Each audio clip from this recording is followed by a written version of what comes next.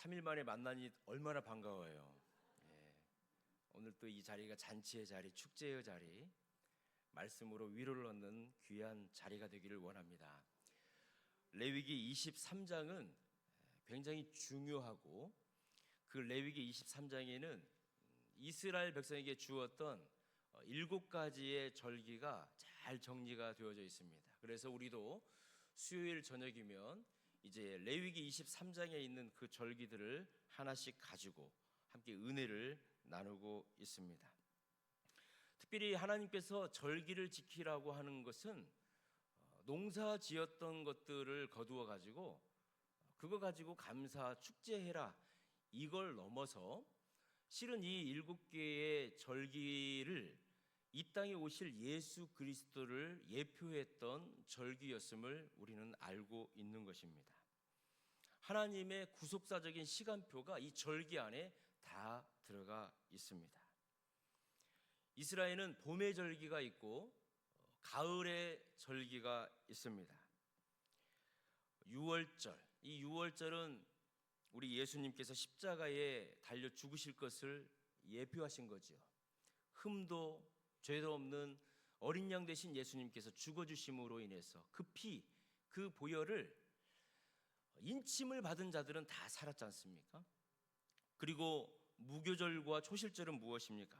무교절은 우리 예수님이 십자가에서 죽으시고 3일 동안 무덤에 계시는 그 시간이 무교절을 뜻하는 것이고, 부활하신 예수님은 초실절 때 부활을 하셨습니다. 그리고 오순절 때 우리 성령님께서 강림하셔서 이제 주님의 영을 우리에게 보내어 주셔서 그 주님의 영, 성령님과 동행하는 자, 복음을 전하는 교회가 이 땅 가운데 세워지게 되었습니다. 이렇게 봄의 절기는 예수님의 초림하심으로 인해서 다 이루어진 것입니다. 유월절, 무교절, 초실절, 오순절은 봄의 절기이면서 예수님이 초림하신 2000년 전에 이 땅에 오셔서 그 절기가 다 이루어진 것입니다. 이제 남은 가을의 절기가 있습니다. 이제 이 가을의 절기가 하나씩 우리에게 보여지면서 이 땅에 다시 오실 예수 그리스도를 기다리는 초막절을 향해서 지금 가고 있는 것입니다. 오늘 본문은 그 가을의 절기를 시작하고 있는 나팔절과 속죄일에 대해서 우리에게 말씀해 주고 있습니다. 지금으로 치면 한 9월 말에서 10월 초 정도 되어지는 시기입니다. 이스라엘에서 가을의 절기가 시작되어지는 것이. 그런데 오늘 본문 24절 말씀을 우리 같이 한 목소리로 한번 읽겠습니다. 시작. 이스라엘 자손에게 말하여 이르라. 7째 달 곧 그 달 첫날은 너희에게 쉬는 날이 될지니 이는 나팔을 불어 기념할 날이요 성회라. 오늘 우리가 읽었던 이 본문의 이 나팔절, 이스라엘 사람들은 음력으로 7월 1일 이 날이 나팔절입니다. 그러면 양력으로 친다면은 9월 말이나 10월 초 정도가 되어지는 시간입니다. 고대 이스라엘을 비롯한 음력 문화에서 매월 첫날은 굉장히 중요했습니다.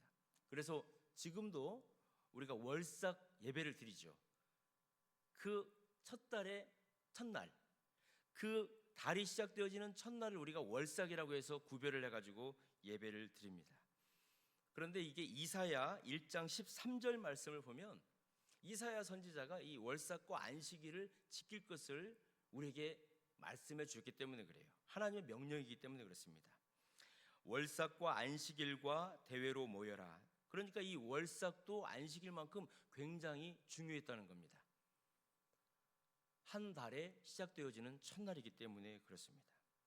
그리고 골로새서 2장 16절 말씀을 보면 절기나 초하루, 다시 말해서 월삭, 안식일을 지킨다는 이유로 너희들이 다른 사람들한테 빗밤받지 못하게 믿음 생활 잘해라. 세상 속에서 월삭과 안식일 이런 것들을 잘 지키면서 세상 사람들과 구별되어지는 삶을 살 것을 우리에게 말씀하고 있습니다. 여러분, 그렇다면 1년에 우리는 12번의 월삭을 맞이하게 됩니다. 그 중에서 어느 달 월삭이 제일 중요할까요? 그렇습니다. 7월 1일 월삭이 굉장히 중요한 거예요. 7번째 달의 첫째 날이 굉장히 중요한 거예요. 왜 그런 줄 아세요? 유대인들은 7번째 달 7월 1일을 새해로 생각했기 때문에 그래요. 새해. 우리는 1월 1일이 이 새해가 시작이 되잖아요. 그런데 지금도 이스라엘 사람들은 음력으로 7월 1일이 새해가 되는 것입니다. 이것을 로쉬 하샤나 이렇게 말을 합니다. 이 로쉬라고 하는 말하고 하샤나가 지금 섞여 있는 말인데, 이 로쉬라고 하는 말은 으뜸이라고 하는 뜻이 있습니다. 처음, 머리 이런 뜻이 있어요. 그리고 샤나는 해를 뜻합니다. 그래서 이 로쉬 하샤나가 섞여져 가지고 합쳐져 가지고 그 해의 첫 번째 신년, 새해 이런 뜻이 있는 것입니다. 그래서 유대인들은 7월 1일이 되면 이제 로쉬 하샤나가 되면 이렇게 인사를 합니다. 샤나가 해라고 말씀을 드렸죠.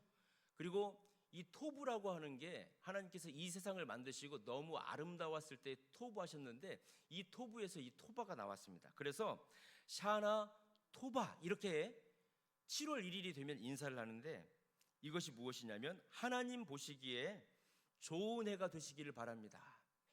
이런 뜻이 샤나 토바라고 하는 말뜻에 있습니다. 다시 말해서 우리가 해피 뉴 이어 하는 것처럼 이스라엘 사람들도 샤나 토바 이렇게 말을 하는 것입니다.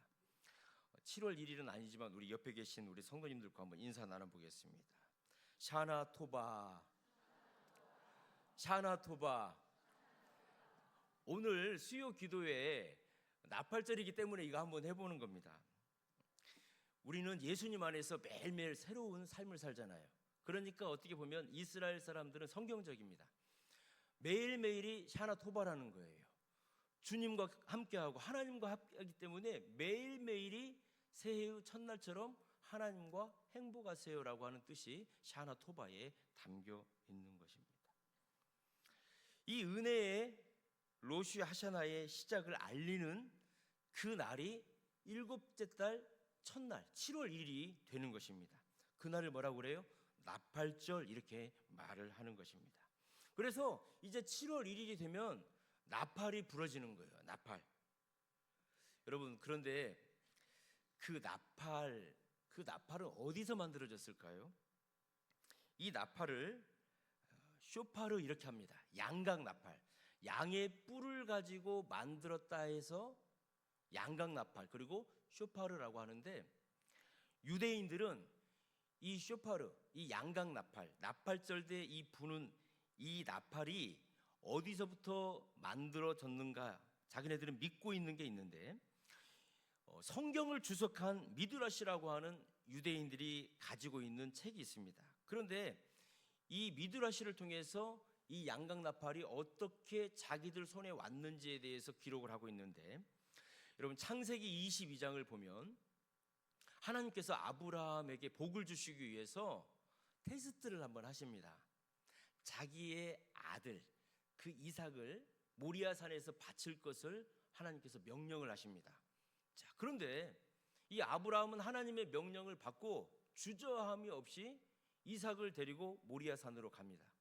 그리고 정말 그 아들 이삭을 제물 삼아 가지고 잡으려고 하는데 우리 하나님께서 급히 아브라함을 멈추게 하셨어요.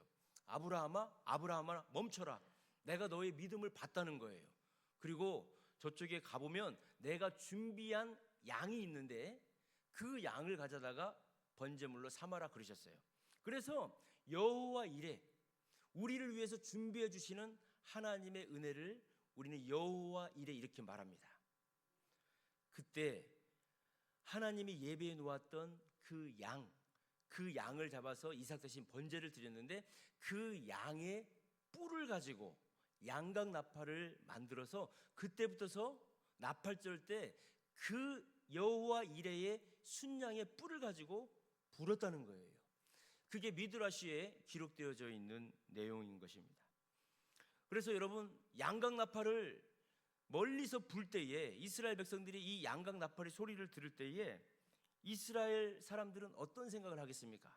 아, 하나님께서 우리를 위해서 예비해 주셨다. 우리를 위해서 준비해 주셨다. 저 양이 죽음으로 인해서 우리는 너무나도 많은 축복을 받았다. 이제 새해가 시작이 되어지면 하나님이 우리를 위해서 예비해 주신 모든 은혜와 복을 우리는 받게 된다라고 하는 기대와 감사와 축제가 있게 되는 것입니다.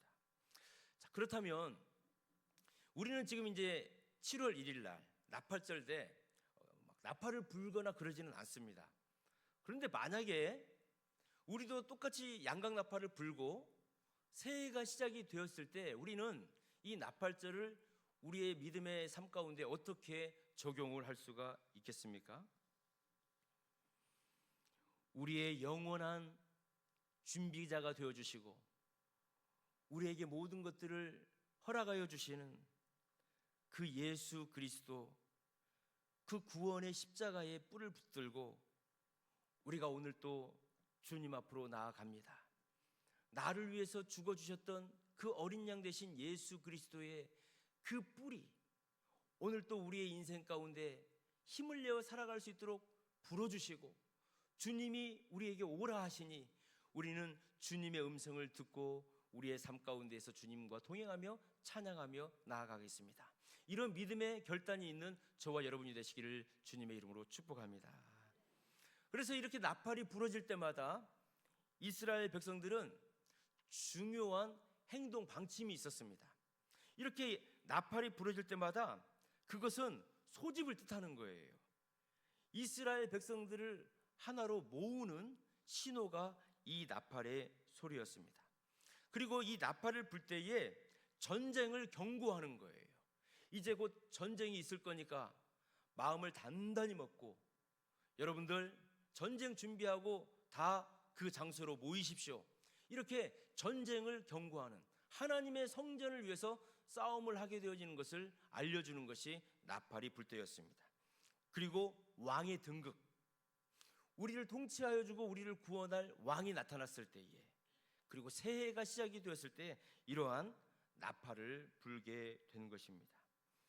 우리도 하늘에서 울리는 천군 천사가 불어주시는 그 하나님의 나팔 소리에 민감하는 저와 여러분이 되기를 주님의 이름으로 축원합니다. 나팔 소리가 들릴 때 하나님이 우리를 소집하고 계시는구나.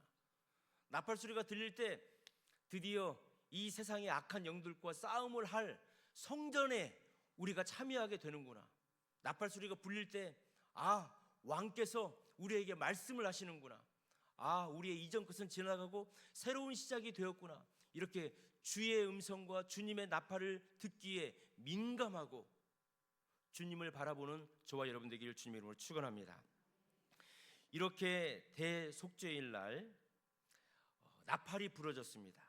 나팔절 때 나팔이 부러졌어요. 그러면은 이제 열흘 후에 대속죄일이 진행이 되는 거예요. 7월 1일 날 나팔을 불어서 새해가 시작되었음을 선포하고 7월 10일이 되어지면은 대속죄일이 이스라엘 백성에게는 이루어지는 것입니다. 7월 1일 나팔을 불면서 새해가 시작이 되었습니다. 그래서 이스라엘 백성들은 열흘 동안 스스로를 돌아보는 거예요. 지난 한 해 동안 내가 하나님 앞에 잘못했던 것이 있으면은 하나님 앞에 회개하는 거예요. 그리고 새해에 하나님께서 나에게 부어주실 은혜, 기대, 그런 것들을 소망하면서 기뻐하면서 준비를 하는 거예요. 받을 준비가 되는 것이죠. 그래서 7월 10일이 되면 그날을 욤 키푸르 이렇게 말을 합니다. 욤 키푸르. 욤은 날을 뜻하는 것이고 키푸르라고 하는 것은 덮는다라고 하는 뜻이 있습니다. 그래서 덮어주는 날, 우리의 모든 죄를 용서해 주는 날, 그래서 그날을 대속죄일 날, 7월 10일 날을 우리는 이렇게 말을 합니다. 우리의 모든 추악한 죄를 주님이 덮어주시는 날이에요. 대속죄일은. 그래서 1년에 한 번 대제사장이 지성소를 들어가는 유일한 날이 7월 10일 대속죄일입니다. 성소까지는 들어가 가지고 매일매일 제사장들이 거기에다가 분향도 올리고 안식일마다 떡상을 차려 가지고 이스라엘 백성들을 하나님께 올려드리고, 그런 일들은 성소에 들어가 가지고 매일매일 하는데, 그 성소의 휘장이 가려져 있는 지성소에는 대제사장이 1년에 한 번 딱 들어가는 거예요. 그날이 언제예요? 대속죄일 날, 7월 10일 날. 그래서 이스라엘의 모든 죄를 이 대제사장이 짊어지고 들어가는 거예요. 그래서 속죄소에, 그 법궤의 그 뚜껑에 염소를 잡아가지고 그 염소의 피를 거기다가 바치는 거예요. 그래서 모든 이스라엘의 죄를 하나님 앞에 회개하는 날이 욤 키푸르입니다. 자, 우리 히브리서 9장 7절 말씀을 한 목소리로 같이 한번 읽도록 하겠습니다. 시작. 오직 둘째 장막은 대제사장이 홀로 1년에 한 번 들어가되 자기와 백성의 허물을 위하여 드리는 피 없이는 아니하나니. 1년에 한 번 이렇게 들어가는 거예요. 그때는 이스라엘 백성들이 노동을 해서는 안 돼요. 모든 일을 해서는 안 돼요. 그리고 죄사함에만 집중을 해야 되는 거예요. 그래서 성경은 이 날을 안식일 중에 안식일 이렇게 말을 합니다. 그래서 오늘날에도 이스라엘 백성들은 얼마나 그 욤 키푸르 대속죄일을 잘 지키는지 몰라요. 그리고 미국이라든지 세계 여러 나라에서도 유대인들이 살고 있고 유대인들이 조금 힘을 낼 수 있는 지역이면은 욤 키푸르 7월 10일 날은 학교가 다 쉬어요. 학교를 가지 않습니다. 그 정도로 욤 키푸르 대속죄일 날이 굉장히 중요한 날인 것입니다. 근데 여기에 이 7월 10일 이 욤 키푸르에 우리 세계사적으로 굉장히 큰 사건이 하나가 있었습니다. 1973년 10월 6일 날 발발했던 제4차 중동 전쟁이 있습니다. 시리아하고 이집트가 자기네들 땅을 가져갔다는 거예요. 이스라엘이 자기의 영토를 뺏어갔다는 거예요. 그래가지고 이 이스라엘을 가만두지 않고 이스라엘을 지구상에서 지도상에서 없애버리겠다고 해서 중동 4차 전쟁이 발발한 날이 1973년 10월 6일입니다. 그런데 시리아와 이집트 사람들이 언제 전쟁을 시작한 줄 아세요? 욤 키푸르 이날 7월 10일 이날 전쟁을 한 거예요. 그날은 이스라엘 사람들이 총을 갖고 있다가도 총을 놔야 되는 날이에요. 욤 키푸르 날. 차를 운전해서는 안 돼요. 집 바깥에 나와서도 안 돼요. 그런 날을 골라가지고 시리아와 이집트 사람들이 전쟁을 시작한 거예요. 얼마나 이스라엘 사람들이 많이 죽었는지 몰라요. 쳐들어왔는데 대항을 하지를 못하는 거예요. 왜요? 대속죄일 날에는 일을 하지 말아라고 그랬기 때문에. 거기에다가 전쟁까지 한다는 것은 하나님의 말씀을 어겨버리는 것이기 때문에 차라리 죽겠습니다 하고 많이 죽은 거예요. 그리고 이스라엘이 완전히 져가지고 지구상에서 지도에서 완전히 없어질 뻔했는데 하나님께서 극적으로 이스라엘을 지켜주셨어요. 어떤 일이 있었냐면 북쪽 이스라엘의 골란 고원이라고 하는 그 북부 지역에 골란 고원이라고 하는 큰 고원이 있는데 눈물의 계곡이라고 하는 곳이 있습니다. 그런데 거기에서 시리아 이집트 연합군과 이스라엘 군하고 막 전쟁이 있는 거예요. 그런데 시리아하고 이집트 군대는 탱크가 너무나도 많아요. 수백 대가 있는데 이스라엘 군대는 세 대밖에 없는 거예요. 다 이제 지고 탱크가 세 대밖에 없는 거예요. 여러분, 수백 대하고 탱크 세 대하고 싸우면 누가 이기겠습니까? 수적으로 보면 당연히 시리아와 이집트가 탱크가 많으니까 이기겠죠. 그래가지고 이제 막 수백 대 탱크와 이스라엘 탱크 세 대가 이렇게 전쟁을 막 하는데 이제 와가지고 이제 막 싸움을 막 하는데 갑자기 시리아와 이집트 탱크가 뒤로 돌아해가지고 다 도망을 가는 거예요. 이유도 없이. 나중에 이스라엘 사람들이 이 시리아의 군인 몇 명을 잡았어요. 이 탱크 운전하는 사람, 지휘관을 잡았어요. 그래가지고 도무지 이해할 수가 없다. 왜 당신들, 우리 세대밖에 없었는데 왜 당신들 시리아와 이집트 군대가 왜 도망갔습니까? 그런데 놀라운 이야기를 하는 거예요. 야, 이스라엘 탱크 세대밖에 없다. 우리가 가가지고 다 전멸시키자 했는데 하나님의 천군 천사가 이스라엘 탱크의 앞에 서가지고 너희들 오면은 가만히 안 두겠다라고 하면서 천군 천사가 막고 있는 것을 시리아의 탱크가 다 본 거예요. 너무 놀려가지고 다 뒤로 돌아 해가지고 도망을 가버린 거예요. 그래서 이스라엘 백성들이, 이스라엘 군인들이 시리아와 이집트 탱크를 이겨냈어요. 그리고 그 전에 전쟁을 하다가 이제 사막을 건너가야 되는데 너무나 깜깜해가지고 갈 수가 없어요. 그런데 이스라엘 군인들, 병사들, 장갑차들, 탱크들이 못 넘어오도록 시리아와 이집트 사람들이 지뢰를 다 묻어놓은 거예요.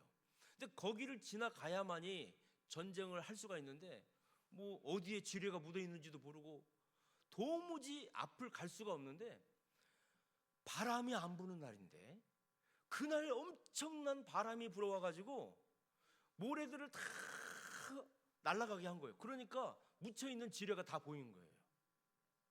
그래가지고 그 지뢰를 피해가지고 이집트와 시리아 사람들 뒤쪽으로 돌아가가지고 다 그들을 폭격을 했던 거예요. 하나님께서는 이 욤키푸르 때, 중동 4차 전쟁 때 이스라엘을 그렇게 지켜주신 거예요. 사랑하는 성도 여러분, 하나님께서는 하나님의 절기와 하나님의 말씀에 생명을 걸었던 이스라엘을 지켜주셨어요. 그러면서 하나님께서 말씀하십니다. 오늘 본문 27절과 29절과 32절을 보면 대속죄절 때 이스라엘 백성들에게 명령을 하세요. 너희는 스스로 괴롭게 하라는 거예요. 이 대속죄일을 지키면서 너희는 스스로 괴롭게 하라는 거예요. 제가 한번 여쭤보겠습니다. 스스로 괴롭게 하는 게 뭘까요? 막 간지럼을 막 이렇게 하는 게 스스로 괴롭히는 걸까요? 아니면은 막 잠을 못 자게 하는 게 괴롭히는 걸까요? 그런데 하나님께서 말씀하시는 너희는 스스로 괴롭혀라라고 하는 것은 금식하며 기도해라는 거예요. 너희들은 이날 금식하며 기도해라는 거예요. 육신의 양식을 끊는 게 뭐예요? 하나님께서 내 생명을 주장하여 주십니다 라고 하는 것을 하나님 앞에 보여드리는 거죠. 영혼의 굶주림, 하나님이 내 영혼을 채워주실 수밖에 없습니다. 간절하게 하나님의 말씀을 구하는 것이죠. 이날은 어떤 일도 하지 말 것을 우리 하나님께서 명령하셨습니다. 이렇게 대속죄일을 지키는 거예요. 7월 1일 날 나팔을 불어서 새해가 시작이 되고 지난 한 해에 내가 잘못했던 것들을 하나님께 회개하고 새해를 기대하면서 열흘이라고 하는 시간 동안을 준비하는 가운데 대속죄일이 되어지면은 대제사장이 이스라엘 백성들을 위해서 그 지성소에 가가지고 모든 죄를 회개하는 거예요.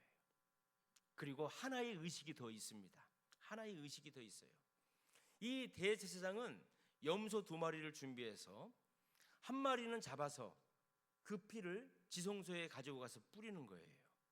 그리고 한 마리는 이스라엘 백성들이 지었던 모든 죄를 그 염소한테 전가를 시키는 거예요. 그래서 그 염소가 모든 이스라엘의 죄를 대신 지고 광야로 가는 거예요. 그래서 그 광야로 가는 염소를 아사셀 염소 이렇게 말을 합니다. 이 아사셀이라고 하는 것은 염소하고 종지부를 냈다, 끝냈다, 모든 것이 끝났다라고 하는 그 단어가 합쳐진 게 아사셀 염소예요. 그래서 우리의 죄, 죽음은 끝났다. 이 염소에게 우리의 죄와 죽음을 전가시킴으로 인하여서 이 염소가 죽음으로 우리의 모든 죄는 끝났다라고 하는 뜻이 이 아사셀 염소에게 있는 뜻이죠. 그래서 이 아사셀 염소에게 이스라엘의 모든 죄를 전가를 시켜가지고 이제 제사장이 그 염소를 가지고 광야까지 데리고 갑니다. 그러면 이 염소가 앞으로 쭉 가는 거예요. 그래서 서쪽에서 동쪽 끝까지 가가지고 이 염소가 안 보이면 이스라엘 백성들이 박수를 치면서 환호성을 치면서 축제가 되는 거예요. 왜요? 우리의 모든 죄가 우리에서부터서 떠났기 때문에, 우리는 하나님께로부터 용서함을 받았다라고 하는 그 축제가, 이 아사셀 염소가 보여지지 않는 동쪽으로 사라져버리는 그런 때에 축제가 일어나게 되는 거예요. 그런데 문제가 생겼습니다. 동쪽으로 간 염소가 몇 날 며칠 있다가 다시 이스라엘 집으로 돌아오는 거예요. 자기 집으로 돌아오는 거예요. 그러면 이스라엘 백성들은 이제 난리가 나는 거예요. 아니, 죄가 없어져 가지고 너무 기쁘고 좋았는데 다시 죄가 들어왔으니 어떻겠어요? 그래서 이런 일들이 반복이 되니까 나중에 이스라엘 사람들이 어떻게 했냐면은 그 아사셀 염소를 데리고 가가지고 동쪽 끝에 벼랑 끝에서 이제 돌아오지 못하도록 그 아사셀 염소를 밀어버리는 거예요. 그럼 낭떠러지에 떨어져 가지고 이 아사셀 염소가 죽는 거예요. 돌아올 수 있을까요, 없을까요? 돌아올 수 없어요. 그 아사셀 염소는 이스라엘의 모든 죄를 짊어지고 낭떠러지에 떨어져서 죽은 거예요. 사랑하는 성도 여러분, 우리에게 아사셀 염소는 누구일까요? 성문 밖으로, 영문 밖으로 쫓겨나셔가지고 십자가라고 하는 거친 절벽 위에서 처참하게 찢어지시고 죽어주신 우리 예수 그리스도이십니다. 우리의 모든 죄를 짊어지셨어요. 그리고 죽어주셨어요. 그리고 지옥까지 다녀오셨어요. 그분이 바로 아사셀 염소 대신 예수 그리스도이신 줄 믿습니다. 십자가에서 피 흘려 죽어주셨던 그 예수 그리스도의 보혈로 우리를 기쁘로 해주신 거예요. 우리의 죄를 덮어주신 거예요. 동시에 동에서 서가 먼 것처럼 우리의 죄를 용서해 주셨다는 거예요. 사랑하는 성도 여러분, 우리 예수님께서는 초림하셨습니다. 이 땅에 2000년 전에 이 땅에 오셨습니다. 유월절 어린 양이 되어 주셔서 저와 여러분을 위해서 죽어 주셨습니다. 그리고 오순절 때에 우리 마음의 영으로 찾아오셨습니다. 그러나 성경은 거기에서 끝나지 않습니다. 영으로 오셨던 그 주님이 이 역사의 마지막 날 우리의 눈으로 볼 수 있는 영광스러운 육체를 입으시고 이 땅에 재림하실 것을 선포하여 주셨습니다. 그 재림의 날에 어떤 소리가 울려 퍼질까요? 그 재림의 날에 나팔 소리가 울려 퍼지는 것입니다. 데살로니가전서 4장 16절과 17절은 우리 예수님께서 이 땅에 다시 재림하실 때에 하나님의 천군 천사가 나팔을 불 것을 우리에게 말씀하여 주고 있습니다. 우리 16절 말씀 같이 한번 읽습니다. 주께서 호령과 천사장의 소리와 하나님의 나팔 소리로 친히 하늘로부터 강림하시리니 그리스도 안에서 죽은 자들이 먼저 일어나고, 17절, 그 후에 우리 살아남은 자들도 그들과 함께 구름 속으로 끌어올려 공중에서 주를 영접하게 하시리니 그리하여 우리가 항상 주와 함께 있으리라. 아멘. 마지막 나팔 소리와 함께 우리 예수님 다시 오실 줄을 믿습니다. 많은 사람들이 그때가 종말이고 재앙의 끝이다라고 말하지만 그러지 않습니다.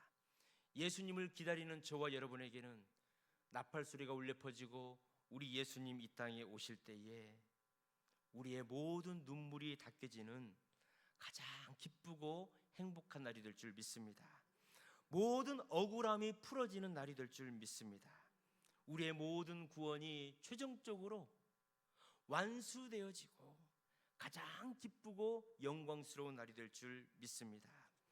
요한계시록 21장 5절 말씀은 이렇게 말씀하고 있습니다.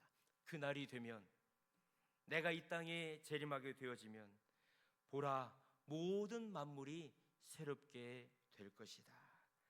그날은 온 우주가 새롭게 단장하게 될 것입니다.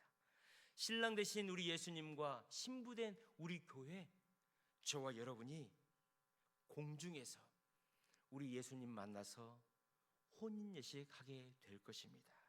그것을 우리가 믿는 것입니다. 여러분, 이제 가을의 절기를 기다리십시오. 나팔이 부러지고 우리의 모든 죄가 대속함을 받고 우리 예수님께서 이 땅에 다시 재림하시는 그날, 우리는 그날을 고대하면서 날마다 회개함으로 우리의 세마포 옷을 매일매일 입으면서 우리가 단장하는 것입니다. 그리고 이 달콤하고 아름다운 이 대속죄의 날을 우리가 기다리면서 우리의 이웃들에게 이 복음을 전하는 거예요. 대속죄의 날 이스라엘 백성들이 먹는 음식이 있습니다. 아주 정말 단 사과 있죠. 씹으면 너무너무 달아가지고 꿀처럼 단 사과가 있어요. 그 사과를 꿀을 찍어 먹습니다. 여러분, 사과도 단데 거기에다가 꿀을 찍어 먹어요. 대속죄일날 이스라엘 사람들은 그렇게 사과에다가 꿀을 찍어 먹어요. 이날은 이렇게 행복하고 이렇게 기쁘고 이렇게 즐거운 날이야. 사랑하는 성도 여러분, 마라나타 아멘 주 예수여 어시옵소서. 주님 나팔 불려질 때 우리 재림하여 주셔서 우리의 모든 고통과 아픔과 슬픔을 기쁨으로 바꾸어 주시고 신랑 되신 주님 만나 영원한 하나님의 나라에서 즐겁고 기쁘고 오늘 예배를 드리는 모든 믿음의 식구들이 주님을 찬양하며 주님을 기뻐하게 해드리는 그러한 믿음의 승자들이 되시기를 주님의 이름으로 축원합니다. 기도하겠습니다. 살아계신 하나님 아버지, 오늘 나팔절과 대속죄일의 말씀을 통해서 우리를 향한 주님의 완전한 구원 계획을 보게 하여 주시니 감사를 드립니다. 이삭을 대신해 모리아산 수풀에 걸려 피 흘렸던 그 순양처럼 십자가에서 가시관을 쓰시고 우리 죄를 대신해 돌아가신 예수 그리스도의 희생을 기억합니다. 우리의 추악한 죄를 덮으시고 아사셀 염소처럼 동이서에서 먼 것 같이 멀리 옮기신 주님의 위대한 대속의 은혜에 찬양과 감사를 올려드립니다. 다가올 마지막 날 하나님의 나팔 소리와 함께 주님이 재림하실 그때에 우리가 두려워하거나 부끄러움이 있는 것이 아니라 가장 기쁜 얼굴로 신랑 되신 주님을 맞이하게 하여 주시옵소서. 우리의 삶의 세마포를 날마다 주님의 보혈로 씻어 정결케 하여 주시고 이 달콤하고 영광스러운 복음의 비밀을 세상 속에서 담대히 선포하는 복음의 나팔수로 살아가게 하여 주시옵소서. 우리 삶의 진정한 기쁨과 소망이 되어주시는 예수님 거룩하신 이름으로 기도드립니다. 아멘.